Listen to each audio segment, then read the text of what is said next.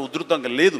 అలాంటి దాన్ని అయి తీరుతుంది ఆయన అన్నారే, ఆయన మైండ్ సెట్ ఆ రోజు అలా షిఫ్ట్ చేసుకుని దానికి కట్టుబడి ఉన్నారు. కాబట్టి ఈ రోజున ఐటీలో కానివ్వండి, అతను డిజిటలైజేషన్లో కానివ్వండి, ఇదిగో ఈ రోజున ఏఐలో కానివ్వండి, ఆ స్థాయికి వెళ్ళటానికి నాంది పలికినటువంటి పాయనీర్ మన చంద్రబాబు నాయుడు గారు.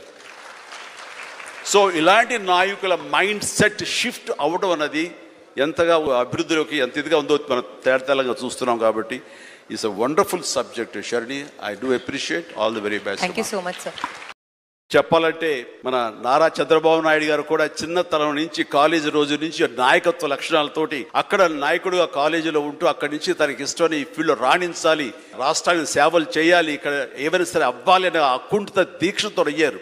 ఆ రోజున రామారావు గారు ఉంటారని ఆయన పాలిటిక్స్కి వస్తారని కాదు, ఆయనకు మీద నమ్మకం. ఆయన అట్లా ఏ మారుమూలు ఉన్నా నేను ఎట్లయితే యాక్టింగ్ మీద నా నమ్మకంతో నేను ఎలా ఉన్నానో అలాగే నాయకత్వ లక్షణాలతోటి పాలిటిక్స్లో రావాలి, రాణించాలి, ఇతోధికంగా ఎంతో సేవలు చేయాలని అనుకున్నారు. కాబట్టి నాయకుడిగా, స్టూడెంట్ నాయకుడిగా, విద్యార్థి నాయకుడిగా ఉన్న ఆయన పాలిటిక్స్లో రావడం ఏంటి అనుకోని పరిస్థితుల్లో అవకాశాలు వస్తే వాటిని చేజిక్కించుకుని వాటిని ఆసరాగా తీసుకుంటూ అంచెలంచెలుగా ఎదుగుతూ ఈ రోజున మనం చూసేటువంటి అద్భుతమైనటువంటి ఒక మహానాయకుడిగా ఎదిగారు. ఆయన దిశ